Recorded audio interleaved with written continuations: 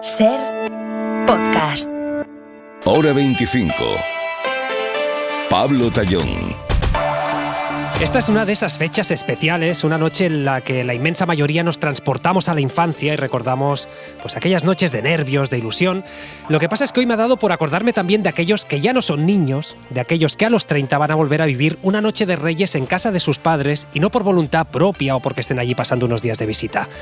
Y algunos de ustedes pueden pensar, hombre, qué exagerado, no serán tantos los precarios. Pues fíjense, vamos a datos oficiales, a Eurostat. Aquí lo que nos dice la estadística es que la edad media de emancipación en España es superada a la treintena, concretamente a los 30,3 años, solo por comparar. En Finlandia y Suecia o Dinamarca, esta edad se sitúa por debajo de los 22 años. En nuestro país, insisto, por encima de los 30. Y es verdad que hay muchos factores que explican por qué seguimos viviendo en casa de los padres cuando ya tenemos edad de ser padres, pero seguramente uno de los más importantes es el precio desorbitado de la vivienda con alquileres medios que en algunas ciudades se sitúan por encima incluso del salario mínimo y también, obviamente, de la precariedad y la inestabilidad laboral. Y en ese sentido, hoy tenemos un nuevo informe de la Fundación BBVA y del Instituto Valenciano de Investigación Económica que concluye que la mitad de españoles de entre 16 y 29 años tiene contratos temporales y que hasta los 34 años estos jóvenes no alcanzan el salario medio, es decir, necesitan 7 años más de lo que necesitaron sus padres para cobrar igual de bien o igual de mal que el resto. Y no por más que a todos nos guste creer, aunque sea por unas horas, en la magia, en la ilusión, me temo que esto no lo van a arreglar ni Melchor, ni Gaspar, ni Baltasar. Así que mejor nos ponemos manos a la obra y nos arremangamos de verdad, porque lo que nos jugamos es tanto como la demografía de las próximas décadas y especialmente tanto como los proyectos vitales de miles y miles de jóvenes que cada vez lo van siendo menos. 10 y 2 minutos, 9 y 2 en Canarias. Hoy esta actualidad la vamos a comentar con el politólogo Pablo Simón. ¿Qué tal? Buenas noches. Hola, buenas noches. La consultora Valentina Martínez Ferro, ¿cómo estás? Muy buenas noches. Y el director editorial de Infolibre, Jesús Maraña. Buenas noches. Hola, buenas noches.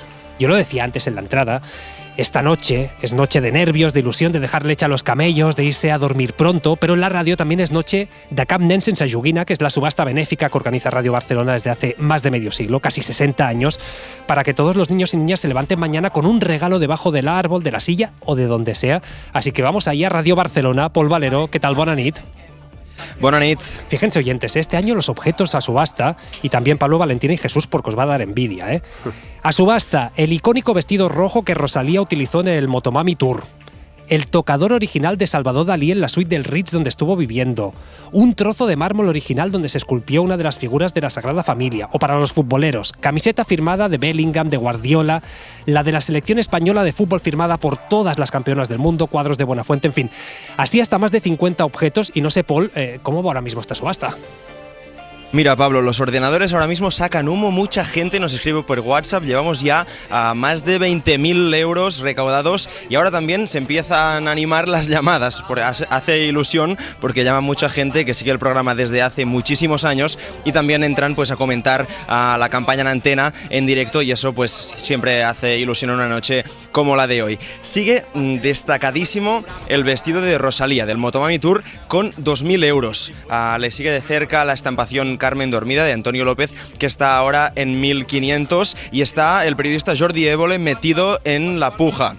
Ahora mismo también peleando sí, Évole. Hay una pelea, Évole llama de vez en cuando y dice, pues subo. Y aquí hay una pelea entre Évole y una persona que también va pujando. Y ahora cerrarán los primeros objetos. Tenemos un collage de Isabel Cochet, la directora de cine, que está también a punto de cerrar en 1.000 euros, igual que los guantes de la cantante Vico. Así que si queréis alguno de estos objetos, podéis participar. Tenéis pocos minutos, lo podéis hacer siguiendo las instrucciones en la web de Ser Catalunya. Podéis pujar por teléfono o por WhatsApp, o si simplemente queréis donar y contribuir, podéis hacer un Bizum. Bueno, pueden aprovechar la pausa de hora 25 para pujar. Empieza hora 25. Algunos habían olvidado de ellas, pero sí, vuelve la mascarilla, por lo menos vuelve a los centros sanitarios. Estamos, como saben, y como posiblemente estén sufriendo en sus carnes, en plena ola de contagios, de gripes, de resfriados, de coronavirus. Y por eso el Ministerio de Sanidad se va a reunir el lunes con las comunidades y les va a proponer recuperar esta medida. María Majabacas, buenas noches. Buenas noches, Pablo. De momento, María, ya hay 3 autonomías, Cataluña, Valencia y Murcia, que se han avanzado a este Consejo Interterritorial y que han anunciado que sus ciudadanos deberán llevar la mascarilla pues, cuando vayan al médico, al especialista. Sí, por eso precisamente la ministra de Sanidad ha considerado conveniente unificar criterios y ha convocado para el lunes la reunión extraordinaria del Consejo Interterritorial de Salud, una reunión en la que va a pedir a las comunidades que obliguen al uso de la mascarilla solo mientras dura el pico de gripe, tal y como apuntaba en la Sexta la ministra Mónica García. Es una de las cosas que vamos a pedir, ¿no? Pues que esa obligatoriedad se extienda al resto de las comunidades de una manera transitoria en los espacios sanitarios y en los espacios sociosanitarios, que son ahora mismo los lugares de alguna manera más vulnerables. Y es que las comunidades ya están actuando por su cuenta. Aragón obligará la mascarilla para sanitarios, Navarra, Cantabria, Galicia y Canarias la va a recomendar para todos en ambulatorios y en centros de salud. Andalucía va a esperar la recomendación de Sanidad y 2 comunidades han discrepado abiertamente. Valencia lo decía en Hora 14 su consejero Marciano Gómez y Madrid, su consejera Fátima Matute, consideran que la convocatoria es improvisada y llega tarde. El Ministerio tenía que haberse adelantado. Nosotros estamos tomando medidas desde la semana pasada. Yo creo que se tenían que haber dicho antes. Yo creo que en sanidad nunca se puede ir por detrás. En sanidad siempre hay que estar alerta. La ministra de Sanidad, que nos convoca de forma extraordinaria y precipitada a un Consejo Interterritorial cuando ha estado de vacaciones desde el 21 de diciembre. La gripe no entiende de vacaciones. Todavía se espera un pico de contagios para finales de la semana que viene. Los médicos de urgencia han pedido que no se acuda a las urgencias por gripe o por COVID si no es imprescindible para evitar el colapso de los centros de salud. Claro, Jesús, voy a empezar contigo. Hay algo curioso aquí, es decir, las comunidades tienen la transferencia de las competencias en materia de sanidad, es decir, podrían haber tomado medidas, podrían haber pedido este Consejo Interterritorial, podrían haberle preguntado pues, a la ministra, oiga, ¿qué hacemos con la mascarilla? Se han esperado a esta reunión, a esta convocatoria para decir, oiga, qué tarde que llega, es que estaba de vacaciones usted. Claro, exactamente. Una vez más da la impresión de que no aprendimos nada, ¿no? Con la pandemia y con las urgencias y las emergencias y las sorpresas de toda la primera fase, ¿no? Hacer política de cortoplacismo o de recorrido muy escaso, ¿no? Me parece que además es contraproducente cuando se trata de salud pública, ¿no? Puede, y yo creo que ese debate es lícito, puede llegar tarde la medida ya sea de recomendación o incluso de obligatoriedad del uso de mascarillas en centros sanitarios, en transporte público, en residencias. Veremos hasta dónde llegan los espacios donde se recomienda o se hace obligatorio, cuando en nuestros entornos, y por lo que vemos en los datos que vemos todos los días, ¿no?, sobre cómo están los centros de salud, los hospitales, etcétera, pues es posible que diga, pues a lo mejor hace días que debería haberse tomado esta medida. Pero eso sí, todos, porque los que tienen las transferencias, como tú has explicado, Pablo, son las comunidades autónomas. Aquí esto de lanzar la pelota a ver si se puede acusar o personalizar en alguien la responsabilidad, pues no me parece serio, ¿no? Dicho esto, bueno, no ha surgido todavía, pero me preocupa que pueda surgir, como ya surgió en plena pandemia, en las fases más agudas, bueno, pues esa especie de recurso a la rebelión cívica contra cualquier medida de obligatoriedad, ¿no? Y en este sentido yo soy muy no sé cómo decir, muy drástico, muy contundente, ¿no? La salud pública está por encima de cualquier incomodidad personal. Por lo tanto, yo creo que los responsables de la salud pública, asesorados por los técnicos, los médicos, los directores de hospitales, etcétera, etcétera, pues deben tomar las medidas oportunas para intentar que, bueno, pues una ola en la que se juntan, parece ser, la gripe A, el COVID, otros virus respiratorios, etcétera, pues haga el menor daño posible. Valentina, ¿cómo lo ves? Pues yo sí que creo que el pico de la pandemia, pues que ha pillado un poquito desprevenida a la nueva ministra, ¿no? Porque hasta esta semana, hasta ayer, no se ha manifestado, y llevamos viendo pues esas imágenes de pacientes por los pasillos y a las distintas comunidades autónomas pues eso, tomando decisiones desde antes. La pregunta, porque la misma ministra lo dice en su Twitter, es ¿esto se prevé con antelación? Es decir, que sabemos que hay unos picos de pandemia o de pandemia, no, de COVID y de gripe A y de tasas de contagio altos regularmente, ¿no? Y estamos en uno de ellos claramente y se prevé para la semana que viene, ¿no? Y a finales de diciembre ya se recomendaba el uso de mascarillas, sobre todo en transportes públicos, sabiendo que muchísima gente se va a desplazar en estos días. Así que sí que me parece que la pregunta es por qué el Consejo Interterritorial, que se reunió en diciembre, no tomó precauciones ya y no tomó medidas para que en el caso de que esto se produjese, pues tener una idea clara de qué es lo que tenían que hacer, ¿no? Porque no se previó este repunte. Pero bueno, sabiendo que ya tenemos reunión para esta semana, ahora lo que necesitamos saber, lo que es importante saber, es si aquí se va simplemente con unas ideas y con la idea de mascarillas sí o no, la obligatoriedad o no, y hasta qué punto, es decir, en dónde, o van a tomar medidas un poquito ya más a largo plazo para ir resolviendo los problemas de fondo que en el fondo pues tiene que ver con la falta de recursos, ¿no?, en la sanidad pública. El presidente Sánchez, en su toma de posesión, en su discurso de investidura, sí que dijo que él se comprometía, a pesar de que esto era competencia de las comunidades autónomas, a bajar la lista de espera en atención primaria, ¿no? Pues esto, ¿cómo se va a hacer? ¿Cómo vamos a resolver la falta de médicos? ¿Cómo se va a resolver estas picos fuertes, pero no en una medida concreta o en la polémica de la mascarilla sí o no, sino cómo afrontamos las carencias que tiene la sanidad pública en estos momentos, ¿no? Claro, porque no olvidemos que, claro, la medida no se toma porque haya mucha gente con gripe, con COVID, con resfriados, con bronquitis, no se toma por eso, podría estar cada uno en su casa, sino para evitar esta saturación de los servicios médicos. Lo decíamos ahora, Pablo, ¿llega tarde o no llega tarde esta reunión y esta medida? Bueno, lo seguro es que creo que hay que distinguir bien la estructura de la coyuntura, ¿no? Y mira, si uno va a los rankings tradicionalmente que evaluaban el desempeño de nuestra sanidad, tradicionalmente se decía que España estaba entre los cuarta, quinta mejor sanidad del mundo. Pero esos rankings, lo que ocurre es que casi siempre la variable clave que incorporan es la tasa de eficiencia. Es decir, nosotros no hemos gastado mucho en sanidad históricamente, pero el retorno que tenía por las economías de escala, por tener unos profesionales muchas veces al tope o al borde de sus capacidades, hacía que el retorno que había en términos de salud fuera muy alto. Entonces, cuando llegó la pandemia, lo que vimos es que el sistema se rompió por las costuras justamente por esta falta de personal, de atención temprana, todos los problemas que había en la atención primaria, y esto lo hemos visto que ha pasado en todas las comunidades autónomas, independientemente de su color político, con mayor o menor intensidad y con diferentes recetas, ¿vale? Entonces, evidentemente llega el elemento coyuntural, que es el que hablamos ahora, y ahora entro en lo de la reunión, no me escabullo. Sí. El elemento coyuntural específico, que es, ahora tenemos un pico que ya no nos acordábamos que ocurría, porque en la época de COVID los contactos estaban restringidos, pero tenemos un pico de enfermedades respiratorias en Navidades, y esto ha ocurrido siempre. Esto no es ninguna novedad, lo que pasa es que ahora estamos volviendo. Problema, se solapan las cicatrices de la pandemia con unos profesionales sobresaturados, con unos recursos muy mermados, con esta oleada que tenemos ahora de enfermedades respiratorias difíciles de tratar.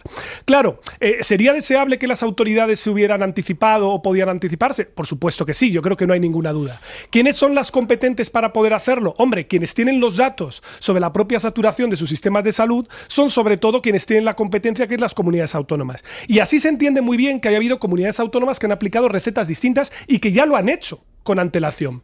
Lo que estamos viendo ahora más bien es la típica tónica que vivíamos durante la época de la COVID, que es, si el ministerio dice que va a hacer una cosa, yo corro un poco más para ponerme la medalla y decir que han hecho tarde, y viceversa, porque esto no va de asumir responsabilidad, sino de descargarse culpas. Y entonces todo el mundo quiere trasladar la culpa al chivo expiatorio más cómodo, y ahora, como es de otro color político, ya está. Pero en el fondo la medida de la mascarilla es una medida enormemente barata. Es decir, es una medida que no tiene coste, es simplemente lo fácil. Es lo fácil, no va a lo estructural. El problema estructural tiene que ver con nuestra falta de personal sanitario, sobre todo, ¿no? Y de capacidad de asistencia hospitalaria. Lo fácil es decir, bueno, pues fijaos, ya he puesto obligatoria otra vez la mascarilla en los centros de salud y repartiremos mascarillas en la entrada. Vale. Bueno, pero eso no va a solucionar el problema de fondo. Y esto es algo que hará que cuando se reduzca el pico de contagios por las enfermedades sanitarias, en un mes, en 2 meses, esto desaparecerá del debate público y dejaremos de hablar otra vez de las cuestiones de fondo que tiene que ver con el deterioro de nuestra sanidad. Claro, pero ahí está una de las grandes trampas de todo esto, ¿no? porque al final en lo que estamos viviendo ahora, en la inmensa mayoría de los casos, son síntomas más o menos leves, es decir, no es, hay un porcentaje escaso de casos de mucha gravedad, ¿no? Por lo tanto, el filtro principal estaría en la atención primaria. Si no se asume, y a mi juicio no se ha asumido, y esto efectivamente es competencia de las comunidades autónomas, y pueden y deben decir, oiga, pero yo es que necesito estos recursos para atender a... Pero para empezar tiene que haber la voluntad política de hacerlo.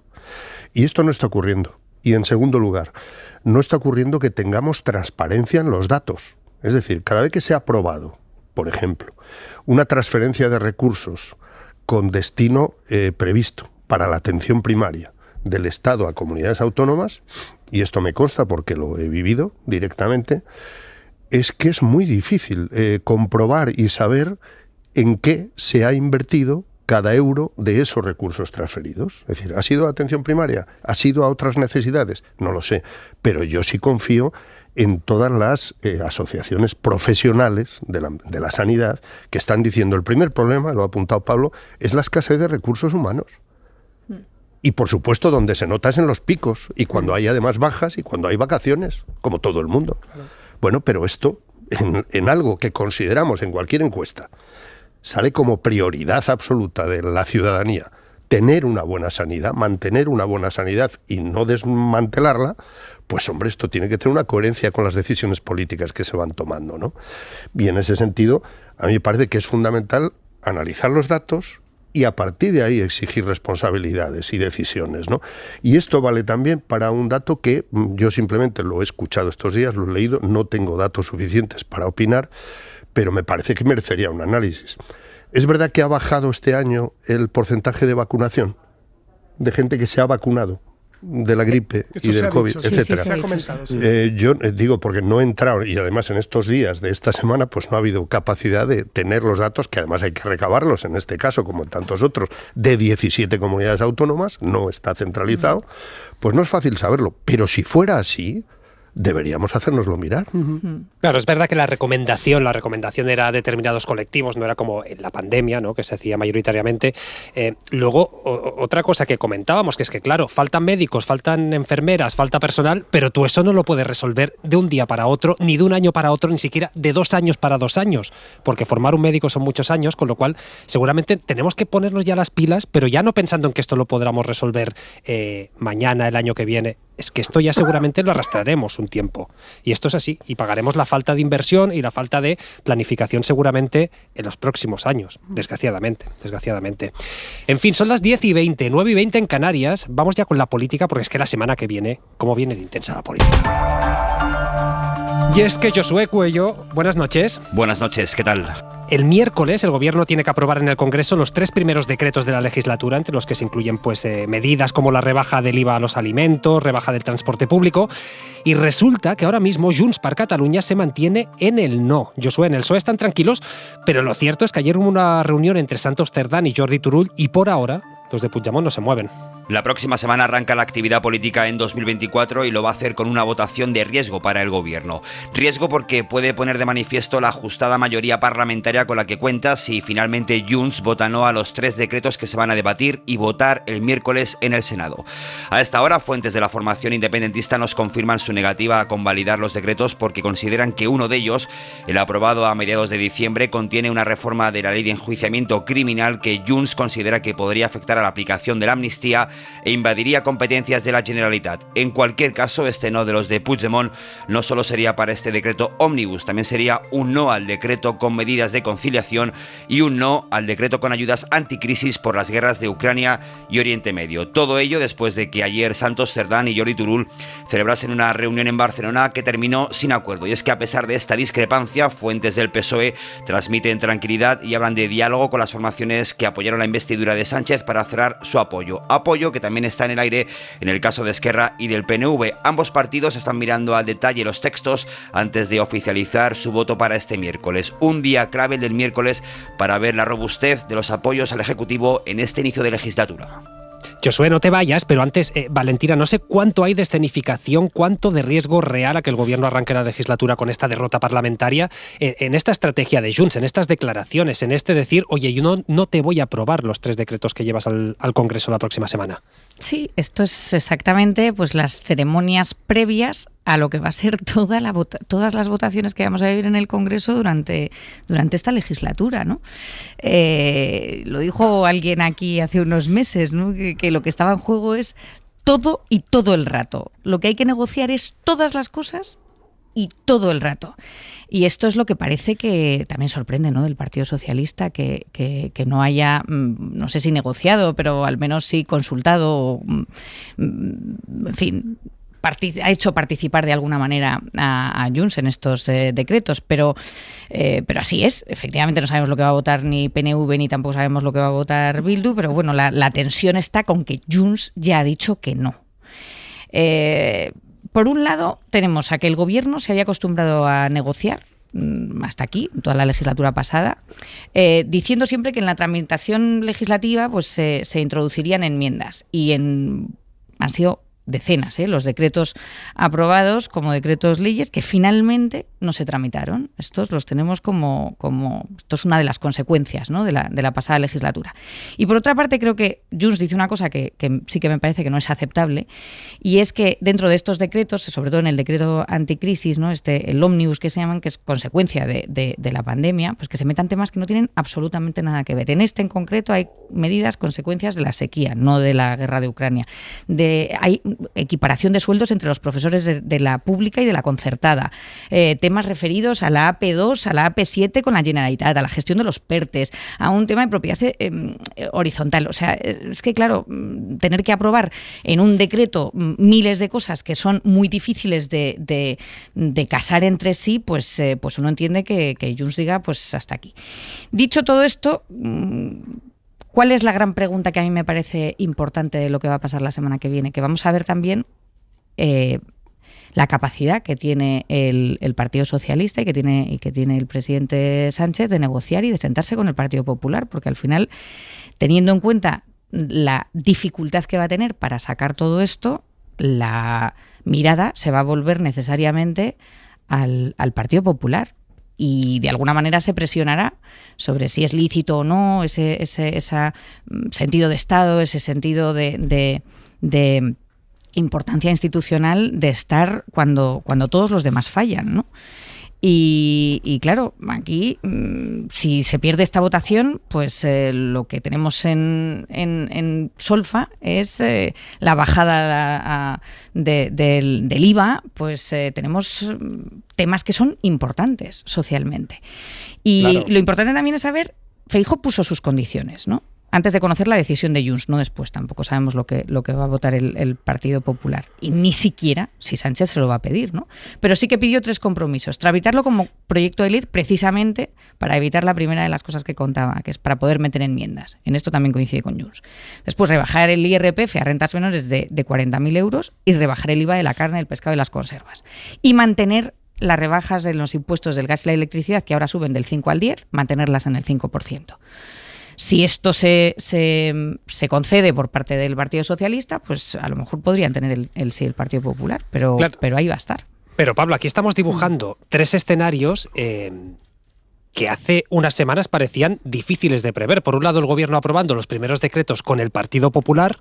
Hay otro escenario, que es que Junts, antes de aprobar la amnistía, haga descarrilar proyectos importantes del Partido Socialista, y otro, que el gobierno se estrene con derrota parlamentaria. Claro, 3 escenarios queda mucho para el miércoles. Claro. Habrá mucha negociación, pueden pasar muchas cosas, hay puntos de escenificación, puntos efectivamente que realmente molestan políticamente. No sé si ves alguno de estos 3 factible ahora mismo a unos días, a 5 días de esta votación. Desde luego no me atrevería a hacer un pronóstico, pero lo tomo donde lo ha dejado Valentina. Desde luego los mimbres estructurales en términos parlamentarios de este gobierno ya sabíamos que eran endebles.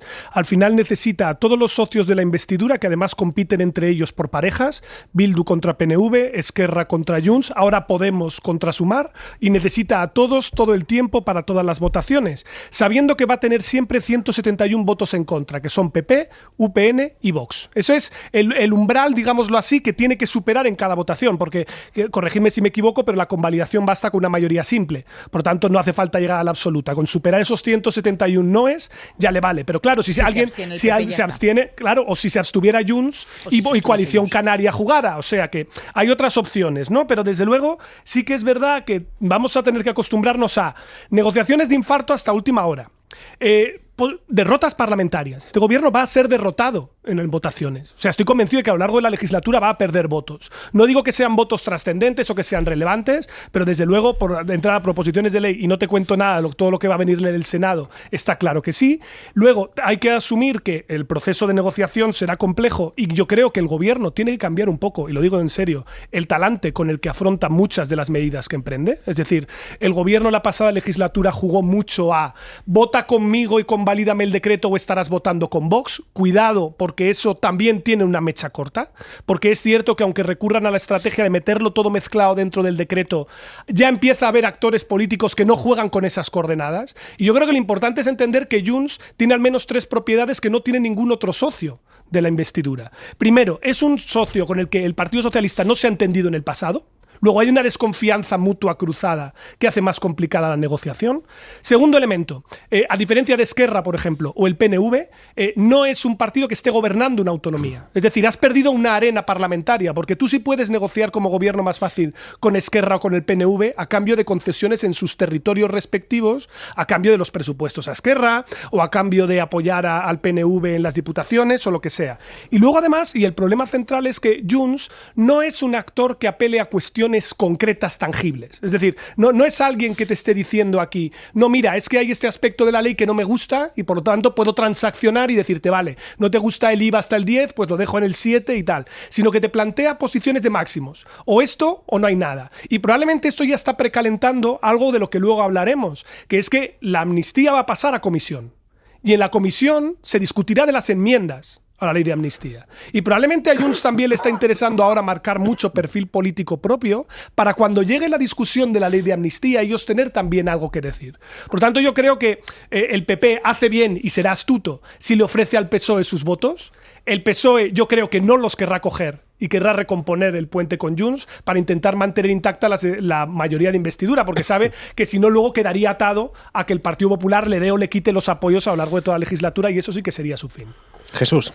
Sí, bueno, en primer lugar, lo de la ley Ómnibus es un clásico. Lo han utilizado todos los gobiernos, el meter en una misma coctelera un montón de cosas, unas probablemente por necesidad, por calendario, por posibilidad de apoyos, por un montón de causas, otras efectivamente por interés político, porque el meter cosas que son probablemente muy difíciles de rechazar, y es el caso también en el que nos ocupa, pues eso, digamos que fuerza al resto de actores a pronunciarse y a desgastarse también si rechazan, ¿no? Claro, quien dice que no a bajar el IVA a los alimentos básicos. Sí, o a la equiparación salarial de la que hablábamos, o a la bonificación del transporte público. Claro. Bien, por lo tanto, a mí sí me parece destacable el contenido del por qué se rechaza o se acepta, se apoya, o incluso uno se abstiene. En ese sentido, lo que ha apuntado Valentina del sentido de Estado, ¿cómo se mide en este caso? Es decir, por ejemplo, se mide con algo que es real, aunque suene amenaza. Y, oiga, es que si esto no sale adelante, o no recibimos, o como mínimo se retrasa la entrega de la 4ª partida de los fondos europeos. Y esto nos afecta a todos, afecta a todas las comunidades autónomas, a todos los gobiernos, etcétera, etcétera. Es un dato que hay que poner en la coctelera y medir ahí el sentido de Estado de lo que compensa o no en un momento dado a la hora de facilitar o no que algo salga adelante. Y segundo, en el caso de Junts, a mí me parece muy interesante lo que está ocurriendo, porque si la razón principal por la que Junts rechaza, como ha dicho, apoyar el decreto Ómnibus es lo que se refiere a esa normativa que afectaría a la aplicación de la ley de amnistía, si esto viene de Europa, si es una obligación, un compromiso europeo, en algún momento Junts tendrá que aceptar que es que el compromiso europeo le afecta también a Junts. Del mismo modo que respecto a las enmiendas a la ley de amnistía, Junts tendrá que afrontar, y creo que el resto de actores de la coalición, digamos, de investidura tendrá que recordárselo en algún momento con mayor o menor contundencia, que también vale para las enmiendas el blindar la constitucionalidad de la proposición de ley de amnistía. Porque si no se está haciendo un pan con unas tortas. Y a mi juicio, también para Junts. Y también para su electorado. Bueno, de hecho, es que, o sea, que es el decreto de transformación digital de la justicia, es un compromiso que tomó el gobierno con Bruselas para ese tercer desembolso, cuarto desembolso de los 10.000 millones de los Next Generation. Esto, o sea, ya está, la primera parte ya está hecha, que se presentó el año pasado, y la segunda es verdad que preguntas, ¿por qué el gobierno ha tardado tanto en presentar esto y lo ha dejado para el final, sabiendo además el riesgo que se está corriendo, ¿no? Pero la gran pregunta es esa también, que es ¿cómo vamos a cumplir con los compromisos europeos? Valentina, si esto lo digo por eliminar, que no sé si lo hay o no, esa que se puede interpretar como insinuación. No se podrá sostener a la vez que el gobierno, el PSOE en este caso, rechazaba la ley de amnistía hace unos meses, pero a la vez tenía previsto esperar a última hora para colar esto. Hubo consejos de ministros que nos llegaron al 19 de diciembre, estando ya el gobierno. Quiero decir que podrían haberlo hecho en noviembre. No había que esperar al 19 de diciembre. No lo digo por la ley de amnistía ni porque lo hayan pensado de antemano, sino pero que sí que me parece importante justo lo que estabas apuntando, ¿no? Que cuánto de los compromisos europeos, es decir, que ya no depende del gobierno sí o no, el resto de decretos sí, ¿no? El anticrisis sí que, pero de las que no podemos negociar, es decir, aquí no hay nada que pueda negociar el gobierno si esto para Junts es fundamental y clave para su voto en el no. Aquí no hay margen ninguno a la negociación. Por eso esto es un callejón sin salida en algún momento. Y esto sí que es importante. Aceptar la otra parte también. Claro, y aquí es donde viene la complicación de negociar con Junts, porque cuando tú tienes una situación en la que es un juego de suma cero, o uno gana o gana el otro, es más complicada la negociación. Es decir, alguien tiene que ceder en esa posición de máximos. Cuando tú estás negociando con el PNV o con Esquerra o con cualquier otro actor, tú puedes buscar un compromiso intermedio. Y esto es justamente la complicación que va a tener el gobierno en cada negociación que tenga que emprender y en la que Junts sea pivotal. Y eso va a pasar en todas. Es decir, Junts va a ser siempre un actor que va a estar jugando al límite para tratar de plantear unas exigencias de máximos, porque ellos también tienen su propia clientela en Cataluña y han tenido que hacer también un viraje relevante en Cataluña cara a su propio votante de 180 grados. En cualquier caso, Pablo, la eficacia de esa estrategia de Junts, yo creo que también dependerá mucho de si está más solo o más acompañado. Es decir, no es lo mismo que Junts se quede solo en esta oposición, digo solo dentro de los socios, digamos, de investidura con la intención de que sea legislatura. No es lo mismo que el PNV, Bildu y RC estén también en la misma posición o no. Esto cambia muchísimo el panorama para Junts también, ¿no? Sí. Después hay un elemento que es que hay que tener presente, que es que este año hay elecciones en Euskadi con Bildu y el PNV compitiendo, pero es que en Cataluña, como muy tarde, en febrero del 25, es decir, también estamos ya en año electoral, va a haber elecciones con Esquerra y Junts compitiendo por el mismo electorado, con lo cual eso va a explicar muchas cosas. Estamos entrando en la ley de amnistía superará otro escollo la semana que viene en el Congreso. Hacemos pequeña pausa y lo comentamos a la vuelta. Y hoy, comentando la actualidad, Pablo Simón, Valentina Martínez Ferro, Jesús Maraña, habíamos dejado a Josué Coello esperando, hemos dicho, la semana que viene es intensa, habíamos entrado ya en todo el tema de la amnistía, pues bien, la semana que viene, Josué, decíamos ahora, tiene que superar otro escollo en el Congreso y lo hace con esta propuesta del PP encima de la mesa para ilegalizar aquellos partidos que cometan actos como podría ser una declaración de independencia o un referéndum como el que hubo en Cataluña en 2017, ¿eh?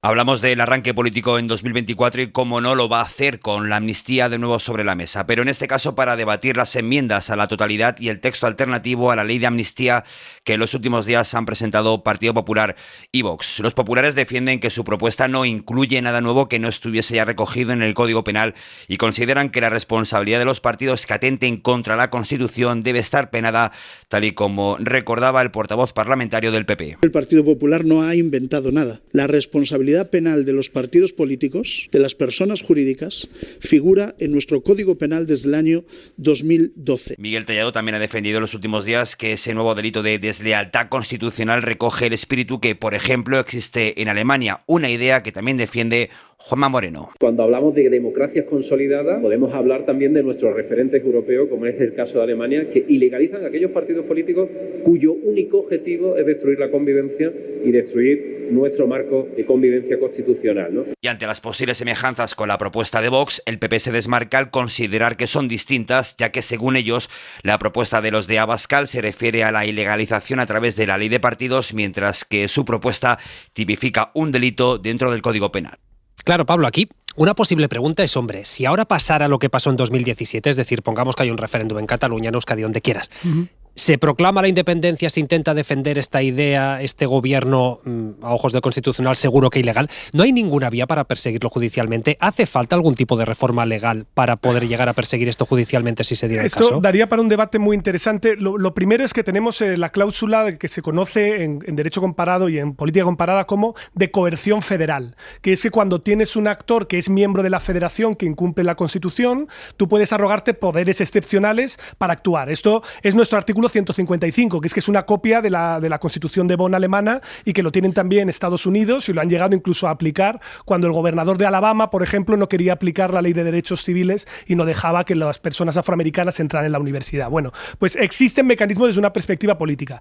Desde una perspectiva penal, si existiera alguna situación, por ejemplo, equivalente a lo de la proclamación de independencia, evidentemente, como ya ha habido un requerimiento y lo hubo entonces del Tribunal Constitucional, hablaríamos de un delito de desobediencia, que eso ya sabemos que existe, de malversación, y el problema que teníamos en nuestro Código Penal, que ya lo teníamos entonces y ahora tampoco lo hemos resuelto del todo, es el hecho de que metimos con calzador sedición.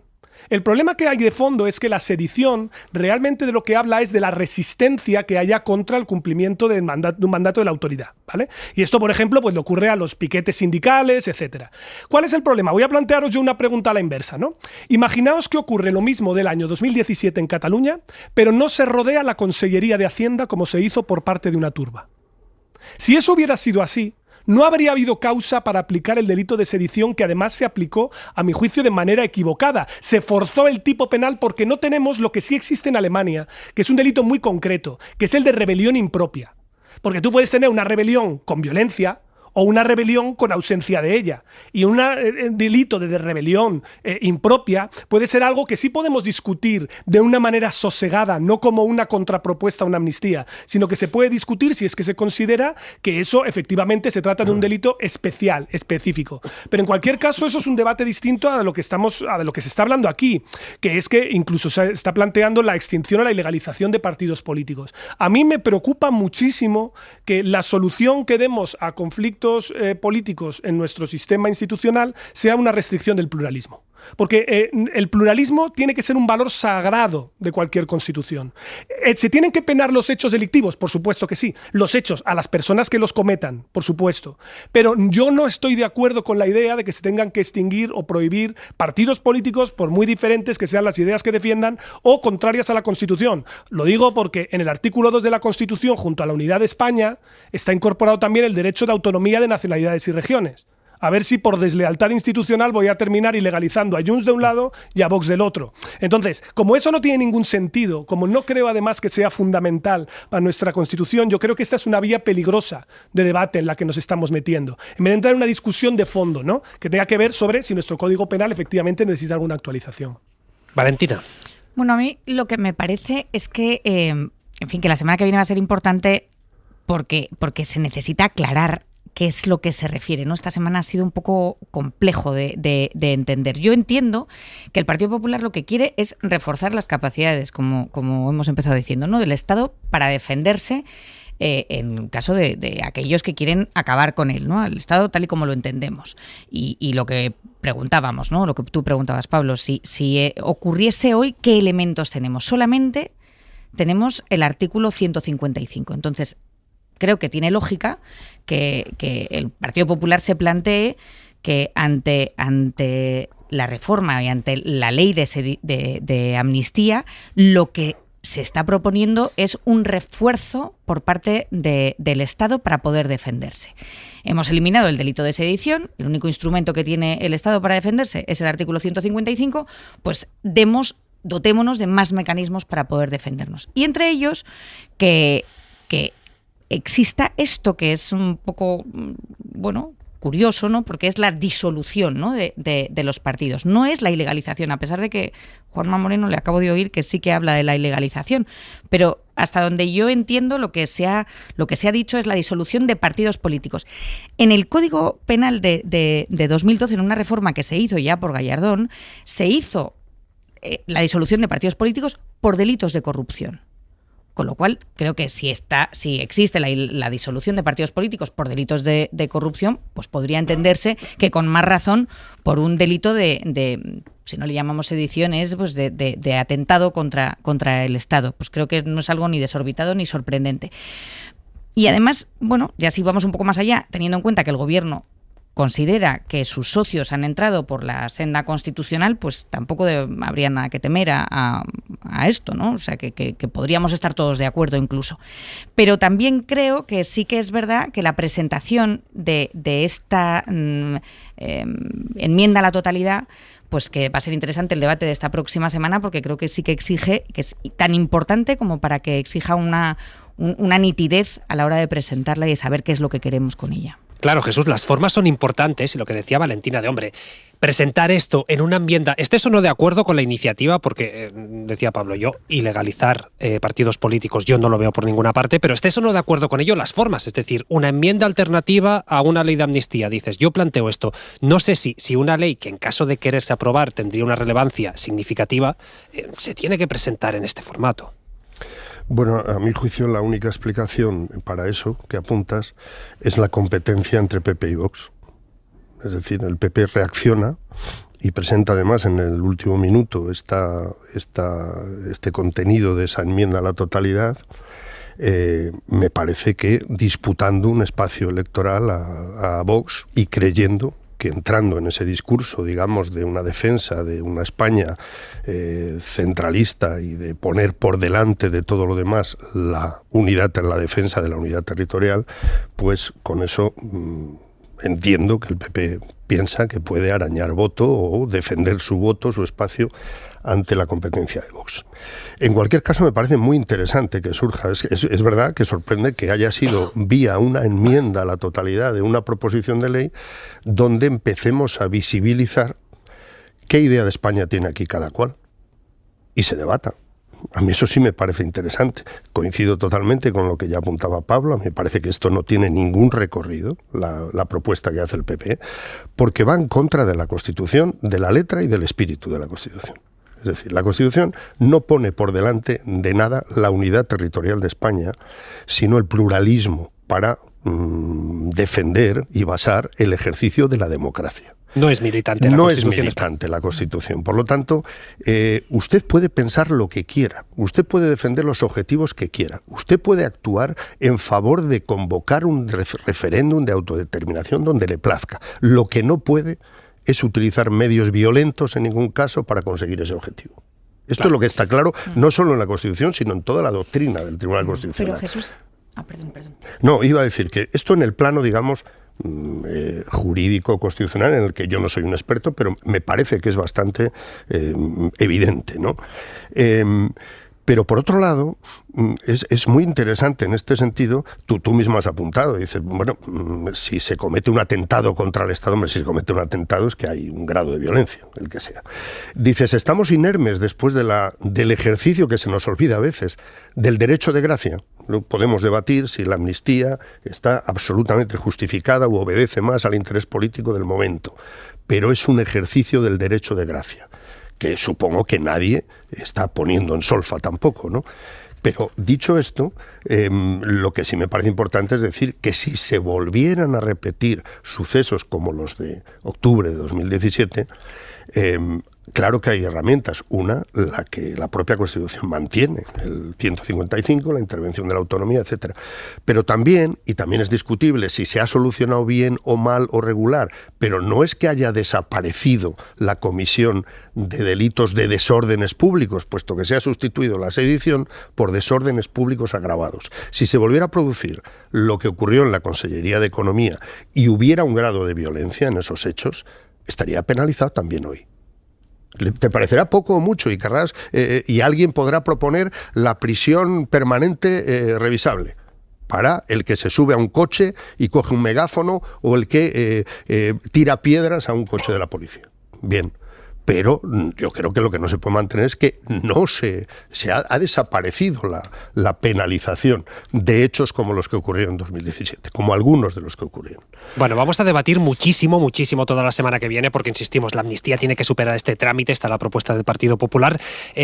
Vamos a hacer una cosa, porque yo sí que me gustaría observar un poco lo que está pasando en el mundo. Ya lo sabéis, en el terreno internacional la atención sigue estando muy centrada, por un lado en Ucrania, obviamente, pero también en Oriente Próximo. Pablo Morán, buenas noches. Hola Pablo, buenas noches. Y Pablo, tanto Estados Unidos como Europa están redoblando sus esfuerzos diplomáticos para intentar que la guerra de Gaza no se extienda a toda la región. El secretario de Estado norteamericano, Anthony Blinken, también el jefe de la diplomacia europea, Josep Borrell, cada uno por su lado ya están respectivamente en Turquía y en el Líbano, Estados Unidos y la Unión Europea redoblan a partir de hoy sus esfuerzos diplomáticos en Oriente Próximo después de una semana muy convulsa, unos días que elevan el riesgo de una guerra regional, que es justamente lo que ha tratado de evitarse estos 3 últimos meses. Anthony Blinken, secretario de Estado norteamericano, ha llegado esta noche a Estambul. Es la primera parada de una gira de 9 países y varios objetivos, entre ellos revitalizar las negociaciones de Hamás e Israel y algo más. El cómo se gestionará el futuro de Gaza después de la guerra, tanto la reconstrucción como el futuro gobierno de la franja. Hoy es noticia una propuesta de Israel basado en una reconstrucción a manos de una coalición internacional y un gobierno palestino, pero que dé carta blanca para actuar al ejército hebreo, algo a lo que jamás se viene oponiendo reiteradamente. En todo caso, lo más urgente es contener la situación. Eso intentará también Josep Borrell con su visita al Líbano desde hoy hasta el domingo. El alto representante de política exterior de la Unión Europea tiene previsto recorrer la frontera con Israel, uno de los puntos más conflictivos de la actual guerra. Claro, Pablo, estamos hablando mucho, ahora te escuchábamos, de esta preocupación por la expansión del conflicto, por el hecho de que la guerra se pueda convertir, decías tú ahora, en regional. ¿Esto exactamente qué quiere decir?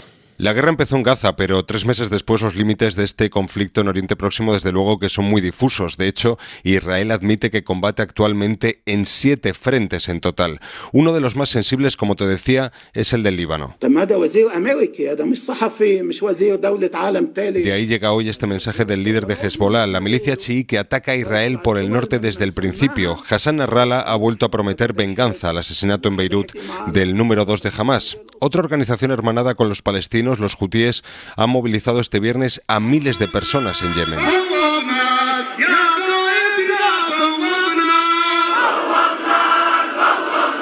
Este sonido de la capital este viernes es una concentración por 10 militantes abatidos por Estados Unidos en el Mar Rojo, donde esta organización ha puesto en jaque el comercio marítimo mundial. Tanto en Líbano como en Yemen planea la sombra de Irán, donde esta semana ha irrumpido otro actor, el Estado Islámico.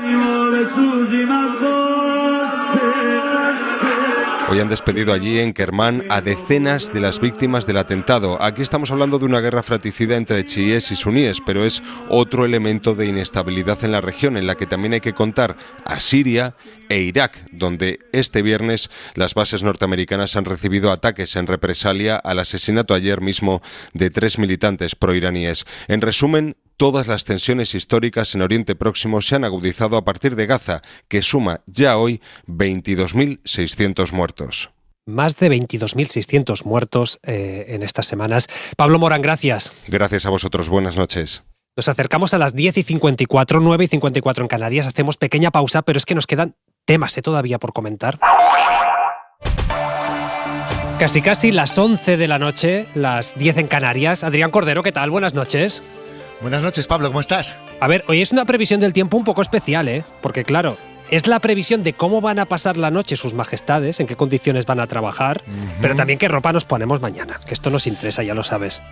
Bueno, interesantísimas las dos cosas, Pablo, y bueno, sus majestades, la verdad, no van a pasar la mejor noche de los últimos años. Las cosas como son, no, van a pasar frío, Yo creo que como todos hemos pasado esta tarde en las cabalgatas, hace frío, están bajando las temperaturas, a esta hora se están dando las temperaturas mínimas de todo el día porque está penetrando esa masa de aire frío y la madrugada va a ser muy fría, bajan bastante las temperaturas con respecto a lo que teníamos ayer, pero quiero destacar también que sus majestades van a tener que ir con un buen paraguas si por ejemplo van a repartir regalos, que seguro que lo harán en puntos de Cataluña, en Baleares, en el Cantábrico, pero es que en Baleares a esta hora está lloviendo muchísimo y esperamos que lo siga haciendo durante toda la madrugada. Pero bueno, también, Pablo, lo importante, abrir esos regalos mañana, ¿no?, a primera hora y estrenarlos, claro, porque bueno, llegan los patinetes, llegan las bicicletas,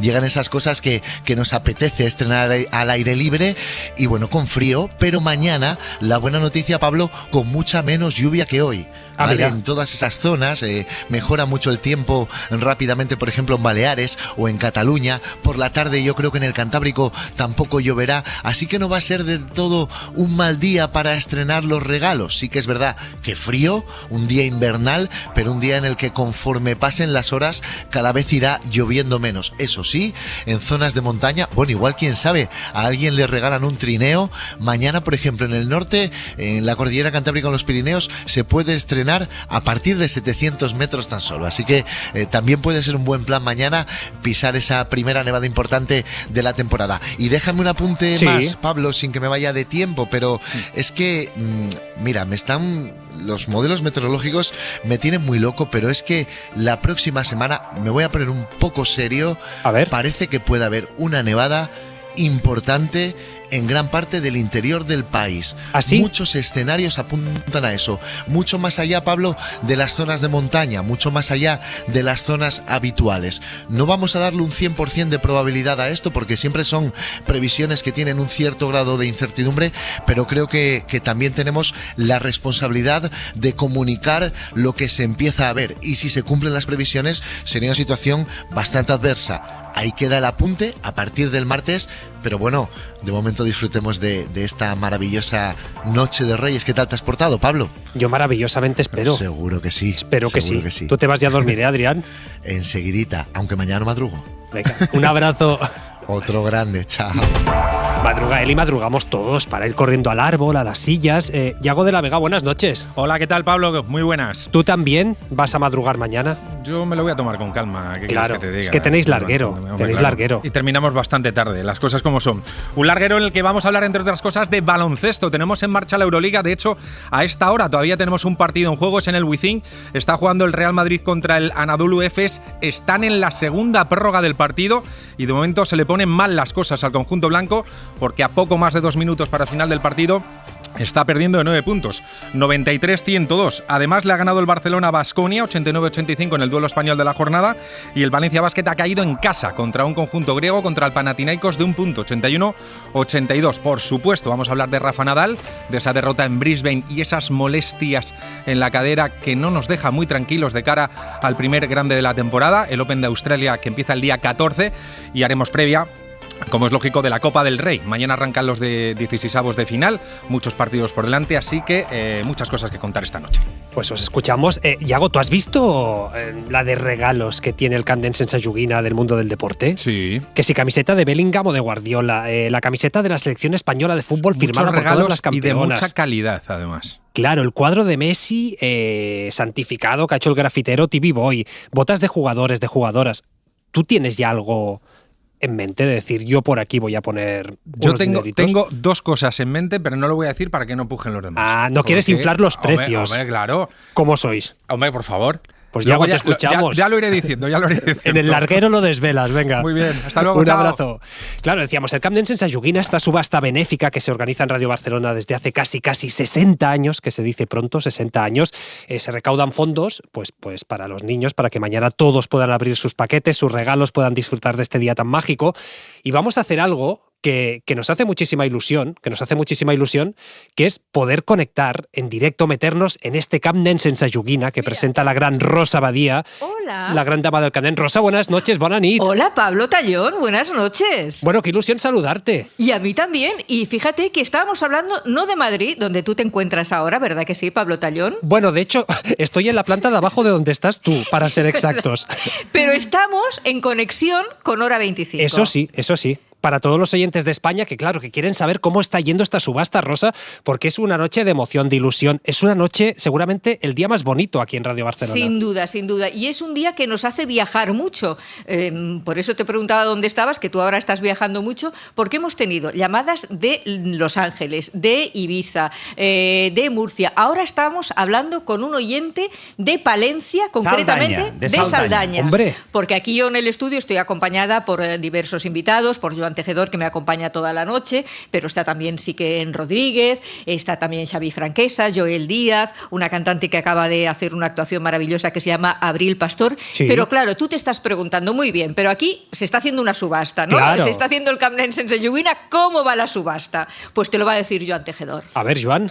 Pues mira, la subasta se está acercando a números importantes porque estamos ahora mismo llegando a los 24.000 euros, 23.945 euros llevamos recaudados hasta ahora. Hombre, maravilloso. ¿Por cuánto va el vestido de Rosalía del Motobami Tour? El vestido de Rosalía, hace rato que no lo miraba. 2.300. En 2.300 euros.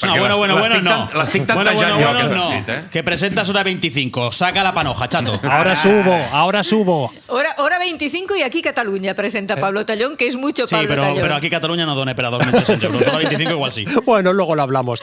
Abrazo, compañeros. Abrazo a los oyentes de Hora 25 y aquí te esperamos también. Penjat, Ja fa la connexió. A la que me han tocado la cartera. Té una mica de feina també al Pablo darrerament. Pues oye, ya lo veis, conecta con tus compañeros para que te hagan esto. Madre de Dios. Vamos a hablar de economía, ya que estamos hablando de cartera, de todo esto, porque lo saben, ayer estábamos hablando de Carrefour. Carrefour ha decidido oye, la compañía Pepsi nos está subiendo los márgenes una barbaridad, y lo que ha decidido es, yo dejo de vender estos productos entre los que se encuentran también, pues por ejemplo, las patatas Lay's, entre otras. ¿Qué pasa? Que resulta que otras grandes distribuidoras ya lo están haciendo aquí en España, y de hecho ahora están ahí apretando a las marcas de cara al año que viene. Javier Ruiz, buenas noches. ¿Qué tal? Buenas noches. Sí, enero es el mes en el que se renegocian todos los contratos con los proveedores. Carrefour está siendo el más agresivo de todos. Carrefour directamente ha retirado de sus estanterías los productos de PepsiCo. Y eso no es solamente Pepsi, es efectivamente patatas Lay's, Doritos, el té Lipton, infinidad de productos más. Pero además de Carrefour, están renegociando con sus proveedores Mercadona, El Corte Inglés, Lidl, así que lo que hay primero es una batalla interna. Más allá de aquí y fuera de lo interno, lo que hay también es una guerra a las grandes compañías de gran alimentación. Grecia, por ejemplo, ha impuesto multas a Procter & Gamble, a Unilever, son los fabricantes de Gillette, Tampax, de Knorr. Estas compañías han sido acusadas por los gobiernos de excesivas subidas, de precios especulativas. Y eso ha ocurrido en Grecia. En Francia, Leclerc simplemente ha dejado de comprarle productos a Pernod Ricard. Sus licores son demasiado caros, dice la cadena de supermercados. En el Reino Unido, Tesco, otra gran cadena allí, simplemente ha dejado de distribuir el ketchup Heinz, porque dice Heinz sube demasiado los precios. Y en Francia, Carrefour ha llegado incluso a colgar carteles acusando a ciertos productos de ser demasiado caros. Así que ahora mismo hay una batalla de fondo y hay una batalla de imagen, por saber de quién es la culpa de las subidas de precios. Pero gane quien gane esta batalla, por primera vez el vencedor puede ser el consumidor. Por primera vez el consumidor, decía Javier. Jesús, está bien que las grandes distribuidoras digan, nos queda poco tiempo, pero es una reflexión breve, os voy a pedir a los tres de 30 segunditos. Claro, está bien, pero ¿quién controla a las grandes distribuidoras? Porque eso ya es más complicado de controlarlo. Las grandes distribuidoras a sus proveedores les dice, oye, no me subas tanto el precio, pero ¿quién puede controlar a ese gran centro comercial que a lo mejor sube por encima de los costes el precio a los ciudadanos? Claro, está bien, desconocemos los motivos exactos por los que grandes supermercados, como es el caso de Carrefour, dan este paso, pero es verdad que bienvenido sea el que alguien denuncie con datos que hay precios excesivos, que hay precios que no se justifican por otros factores como en el último año ocurría, ¿no? A mí me parece que eso está bien. Lo que me preocupa es que lo hagan exclusivamente empresas particulares, ¿no? Esto es una de las funciones y de los retos de la regulación. Es decir, esto está demostrando uno de los fallos de la globalización, ¿no? El poder de las grandes multinacionales, de las grandes marcas para imponer oligopólicamente sus precios. Bueno, hay que romper eso, pero a mí me gustaría que hubiera más pasos en el sentido de que se regulara desde quienes deben tener la autoridad y la capacidad para regular y para sancionar si hay precios absolutamente especulativos, ¿no? Valentina. Sí, bueno, por un lado yo creo que aquí lo que esto refleja, entre otras cosas, es el precio de la cesta de la compra, que ha subido de una manera alarmante y brutal. Es verdad también que justamente la primera medida, que es esta que toma Carrefour, no parece que sean alimentos de primera necesidad, ¿no? Lo que está... sí, unas leyes no sería pues que, esencial. Pero bueno, que por algo esto. Entonces, una de las... por algo ocurre, quiero decir. Una de las cosas que a mí me interesará ver en las próximas semanas es el comportamiento del consumidor, ¿no? Ante esta decisión unilateral de, aquí no se va a vender estos productos, eso no quiere decir que en otros cadenas de supermercados no se venda. Entonces, si eso va a bajar el consumo de estos productos o directamente no va a ocurrir así y el consumidor acabará comprando las Lay's o la Pepsi que quiera en otros supermercado. También para entender si el consumidor, más allá de lo reputacional que está haciendo Carrefour, al que le estamos haciendo una campaña enorme durante todos estos días. Las cosas como son. Sí, porque, es así. Y también a Pepsi, ¿no? A estos productos.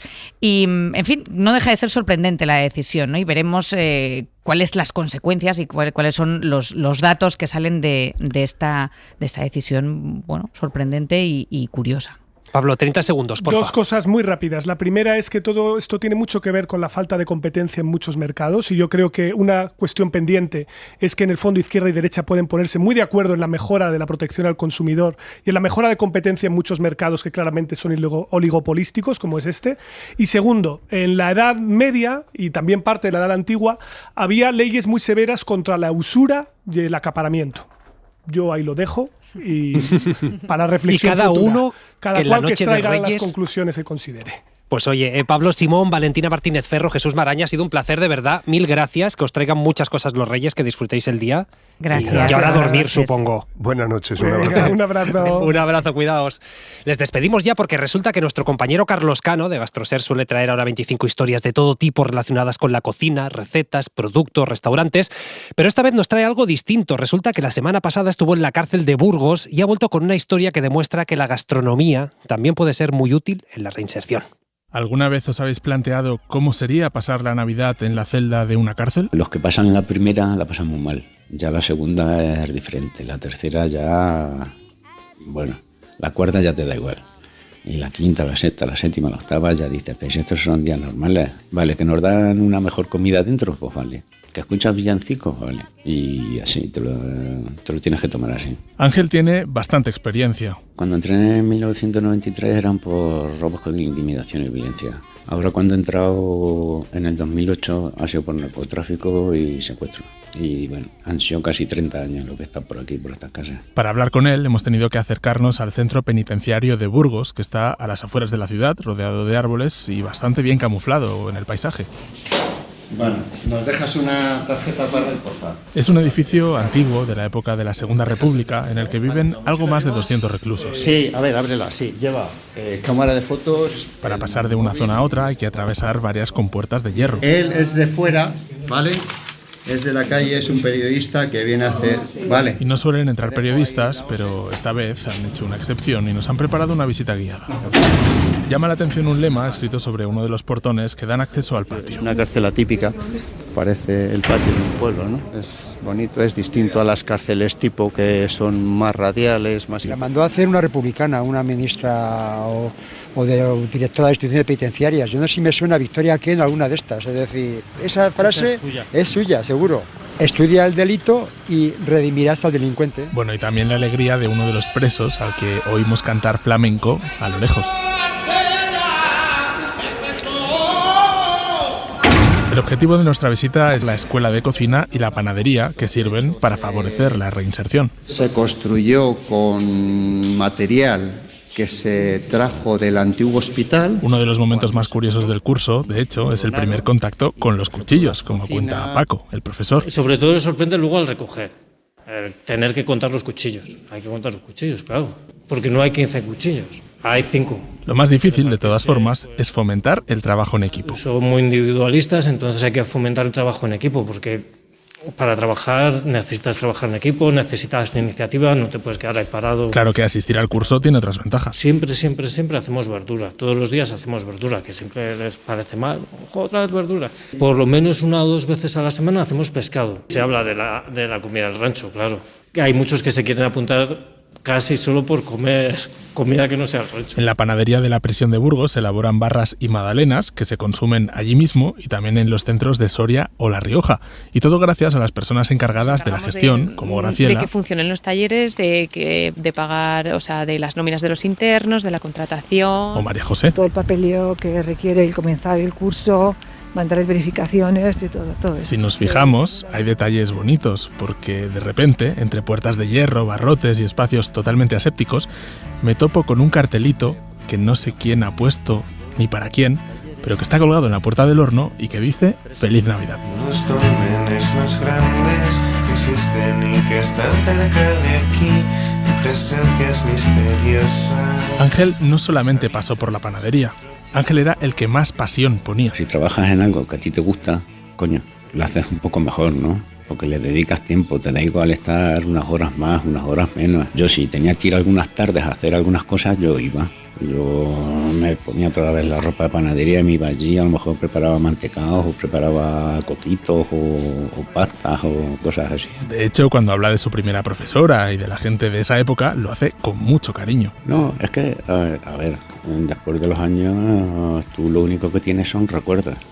De aquí, de fuera no, porque de fuera no tienes recuerdo ninguno.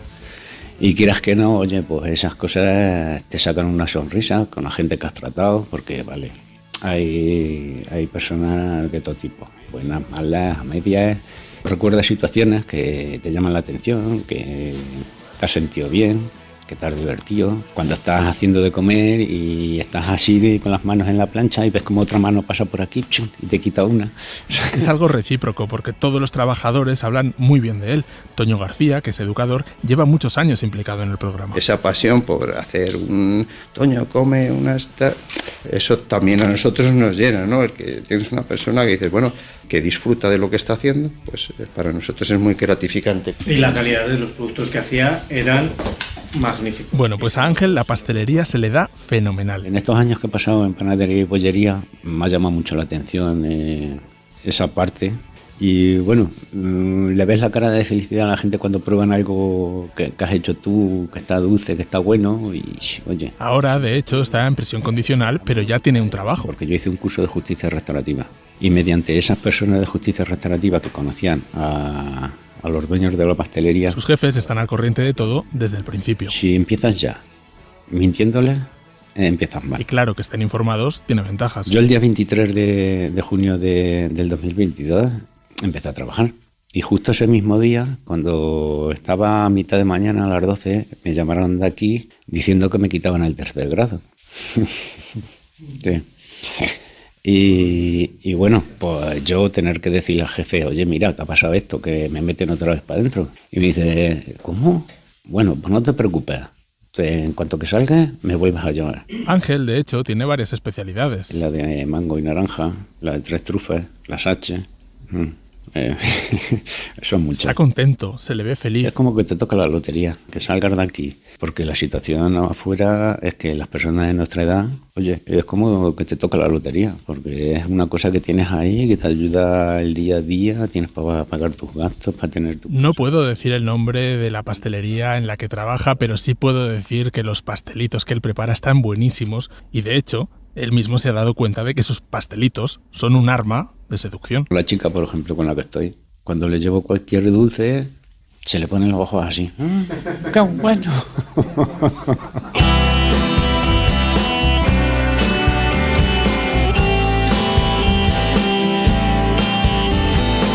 Otro Otro caso de éxito en la reinserción gastronómica, esta vez con acento sevillano, es el de Fran. Tenía inmobiliaria, tenía una financiera propia y sabía de números, sabía de negocio en aquellos momentos. Lo que pasa es que bueno, se vino todo abajo, ¿no? Cometí delitos que son los que estoy pagando, estafé a los bancos y demás para pagar deudas que tenía y ahora lo estoy pagando.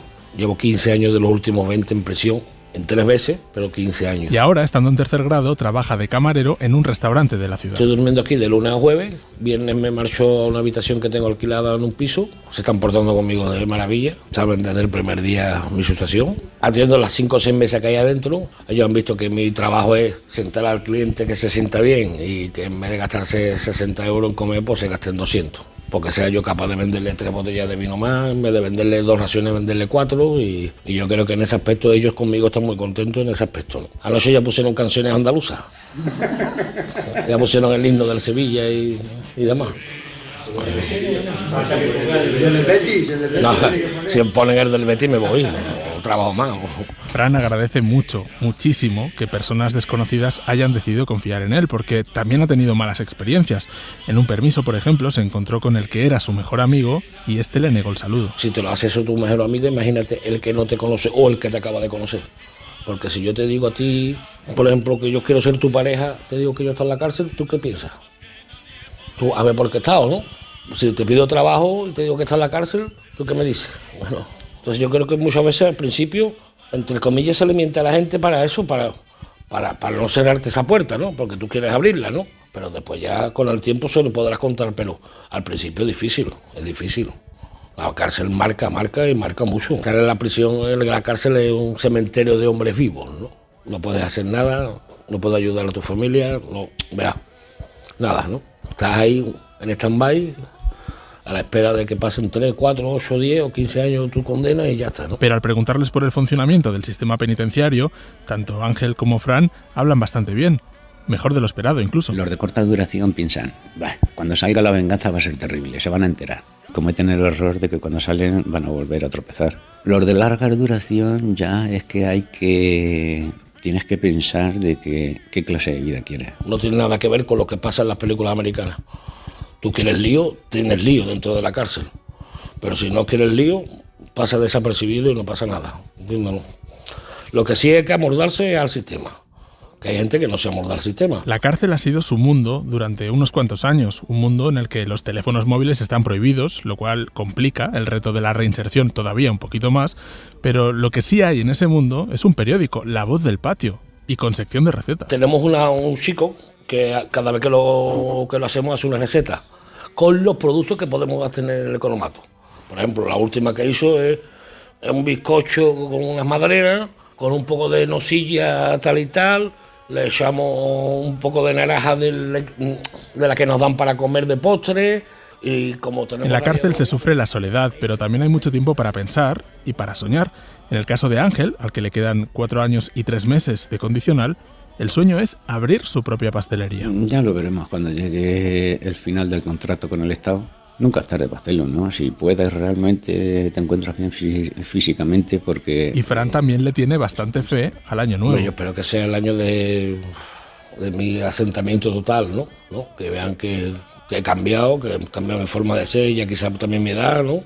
Y eso, recuperar a mi gente y hacer nuevas amistades, ¿no? Como estoy haciendo, ¿no? Ahora mismito. Mi sueño es montar un rinconcito aquí, andaluz, y poner un poquito de pescaditos fritos y cosas de esas. Que yo creo que a la gente de Burgos le gusta mucho eso, ¿no? En fin, todo eso es posible gracias a su empeño, a su fuerza de voluntad y también a que hay mucha gente trabajando para ello, como Isaac González, de la Fundación Lesmes. En este programa habrán pasado una media de 15 a 20 alumnos por año. Llevamos desde el año 2011, pues más o menos 200 personas habrán pasado. El objetivo del programa es la inserción sociolaboral de las personas que están haciendo esta formación, y luego la parte aprenden también habilidades sociales, competencias transversales, pues todo lo que es autoestima, trabajo en equipo, es decir, todas aquellas capacidades personales que les posibiliten y faciliten la inserción sociolaboral, ¿no? Y lo bueno es que muchos de los que están haciendo prácticas se quedan contratados en esas empresas. Me siento orgulloso con todos. Y me siento frustrado cuando alguno recae, porque la vida es así, muchos de ellos pues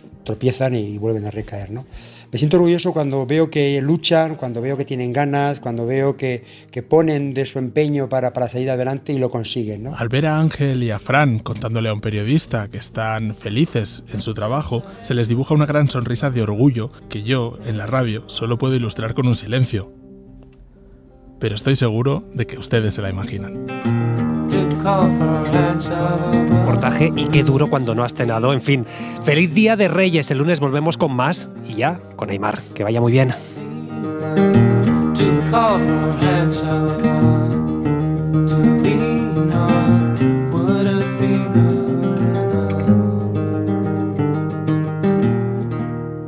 Hora 25 con Pablo Tallón. Para no perderte ningún episodio, síguenos en la aplicación o la web de la SER, Podium Podcast o tu plataforma de audio favorita.